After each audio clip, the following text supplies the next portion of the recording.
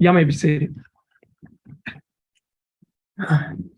Jefferson County Court Law number 2 is back in session and calls number 329-142. Case to style the state of Texas versus Rachel Marie Primo. Ms. Primo is present with her attorney, Mr. Wright Kimler. State is present with Assistant District Attorney, Sitami Coleman. Let the record also reflect that the jury is now present in the court. State has rested Mr. Kimler. Your Honor, we call Rachel Primo to stand. Ms. Primo, would you please come forward? And Ms. Primo, could you raise your right hand? Ms. Primo, do you swear or affirm to tell the truth, the whole truth, and nothing but the truth, so help you God? Ms. Primo, you may put your hand down. Ms. Primo, you may take a seat. And the bailiff will adjust the mic.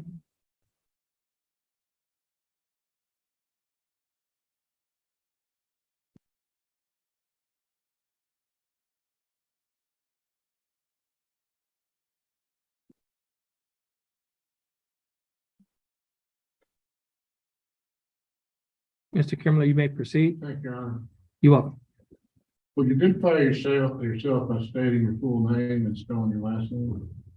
Rachel Marie Primo, P-R-I-M-E-A-U-S.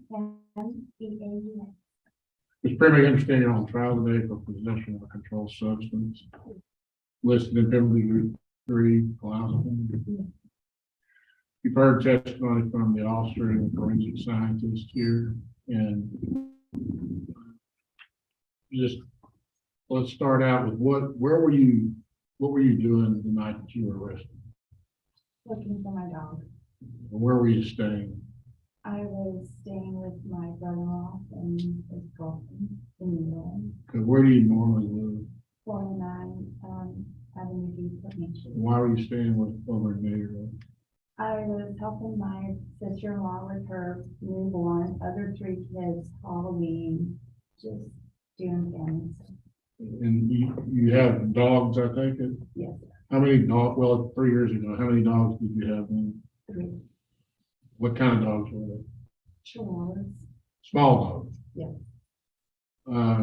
And am I correct in understanding that when you went to visit over with your friends or family in Nederland, you brought your dogs with you? Yes. Why did you bring them with you? They children are rescued and they just go everywhere with me. They travel with me 3 days. If you just keep them close to you? I do. During the course of your stay there, I guess your visit, is it accurate that one of the dogs ran off? Which dog was that? It was a little bit, my smallest one and my oldest rescue. Okay, and did that kind of upset you? Very much. And what did you do? What action did you take to try to locate the dog? Walked around, called for her, didn't see her, walked further and further, looked in dishes, hoping maybe because she's really tiny and fragile, she passed recent. And I started getting my car and go look for her because I wasn't getting any results calling her when Is it fair to say that when you're driving around, you may have been remiss in signaling some turns because of your concern over the dog, looking for the dog? Do you dispute that you didn't signal a turn? Now, you've heard testimony about a bag or purse in the vehicle, is that right? Correct. Was that your bag or purse? That was my fault. Okay. And your license was in the bag, the officer stated? And you heard testimony from the officer about a container within the purse that evidently was not clear, was opaque, where you couldn't see through it, that contained 4 tablets that have been identified as clonazepam. Were you aware of those pills in your purse? No, sir. I had a bunch of my stuff on the table. I literally just grabbed a bunch, threw it in I couldn't even find my license in the past. I don't know where they went. And the container that they were in, were you aware of that? No. How did they get into your purse? Or you don't dispute that they were in your purse, is that right? Right, I just don't remember cautiously like picking that up. So I put it in. I was just throwing some stuff in my purse, trying to go get my dog. Where were the items that you were putting in your purse before you put it in your purse? On the table at my sister-in-law, brother-in-law, sister-in-law's house. And would it be accurate to say that you were just shoveling things into your purse to go look for the dog? Yes, Were you paying attention to what you were putting into your purse? probably not, I should have, no, sir. And again, were you even aware that your driver's license was in the purse? No, I mean, I was hoping that I was just knowing, no, no, sir. Did you find the dog? Yes, the next day. I did. So you didn't knowingly possess the clonazepam, is that correct? Correct, You have no knowledge of it? No.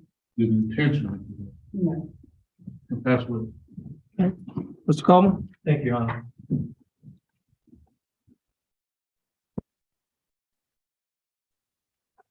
Good afternoon, Mr. Fremont. I'd like to answer a number of questions. If at any time you can't understand my question, please let me know. If anytime you need me to rephrase the question or speak up or please let me know. That can do.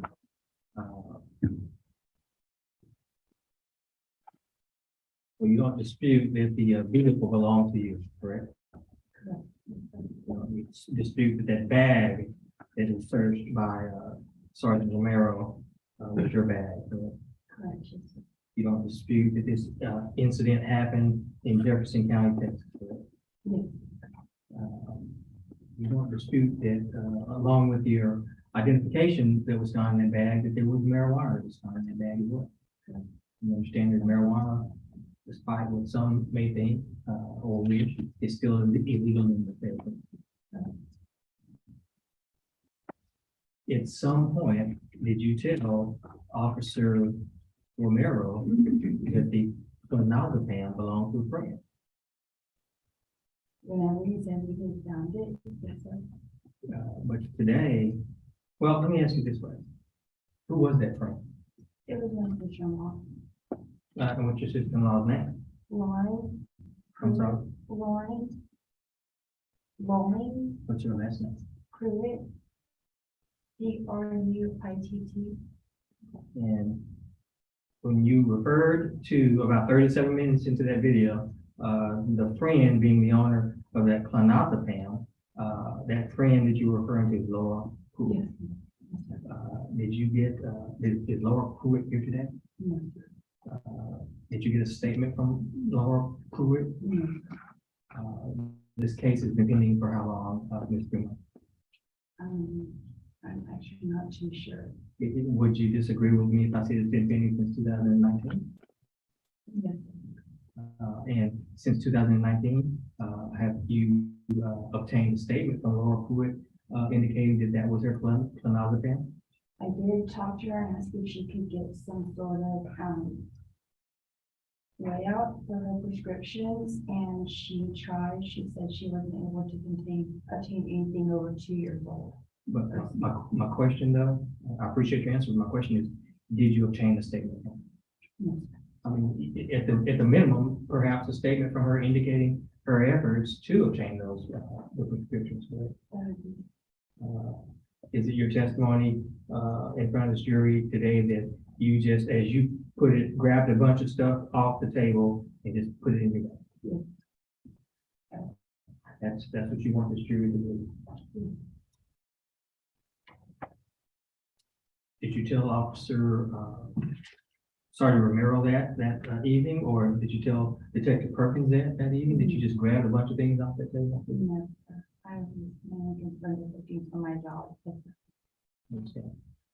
Can you understand how someone, perhaps a jury, may question or have some doubt about your version of the events? I mean, after all, it's your call. It's your bag. Where's your marijuana?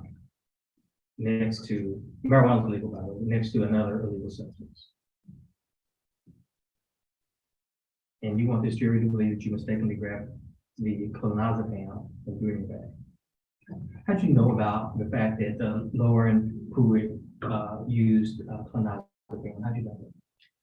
She has suffered with depression after hearing the testimony today. It really makes sense that that's probably something that was hers.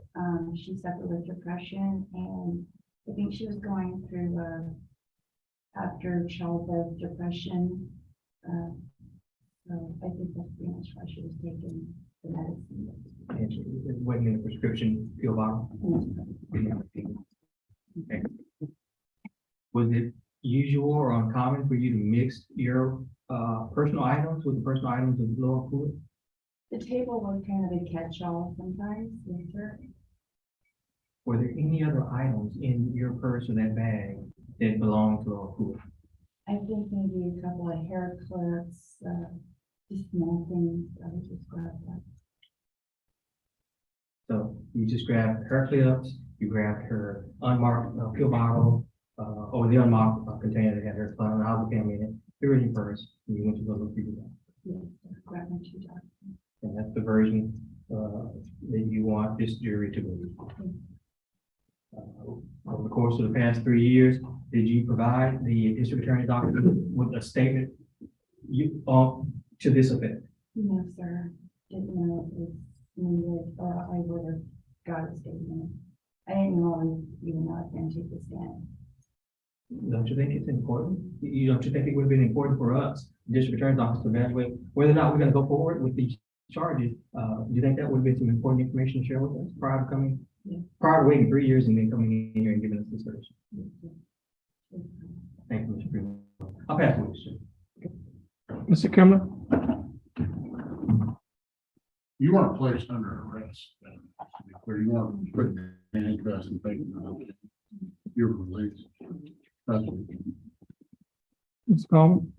You were released, but nevertheless, you had opportunity, you knew these charges were pending, right, Mr. Freeman? No, I actually thought they had been dropped. I really did. It had been so long, never even received anything. It was kind of a shock. I understand, but you at least made a couple of court appearances, right? Yes. I think court appearances. Oh, I'm not too sure. It's been a few, 3, 4. And at some point during those court appearances, did it dawn on you that perhaps this version that you've given us today may be important to share with the district attorney's office? No, I would do that for my lawyer. I don't know to share and not share. I'm sorry. Yes, ma'am. That's what it says. Okay. Mr. Kimler? Thanks for you. Okay. Ms. Primo, you may step down.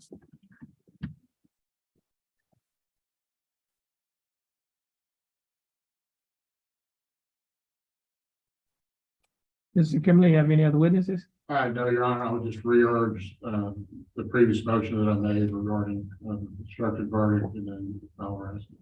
Okay. Glad we did that. Mr. Coleman, what did you say? State both rest and closed. Okay, so you know rebuttal. Okay, so ladies and gentlemen, both the state and the defense has rested. This will conclude this portion of our trial. The court has to prepare what is called a charge. And the charge will contain the law. And once the charge is prepared, we'll have to have what is called a charge conference with the lawyers. And once that is complete, then we'll be able to give the case to the jury. They'll do closing arguments, and then the case will go to the jury. So at this time, we're gonna be in recess, not just a recess, but this will end the testimony for the day. Now, tomorrow, the court has busy docket in the morning. And we also have a hearing that has been previously scheduled for 1:30. Is that correct? Yes, sir. Do you know how long that may take? Very brief. Okay, okay. Let's say if it'd be safe for the jury to be here at 1:45. That's fine. Okay, so we'll ask that everyone come back at 1:45, meet in the hallway like we did today, meet with the bailiff. And then once we are ready for you, we're gonna come get you and you bring you back in, okay? So everyone, you excused for the day.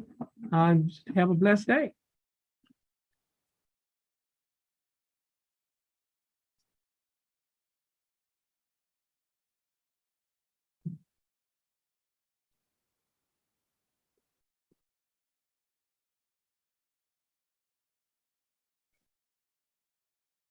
Thank you. Order being recessed.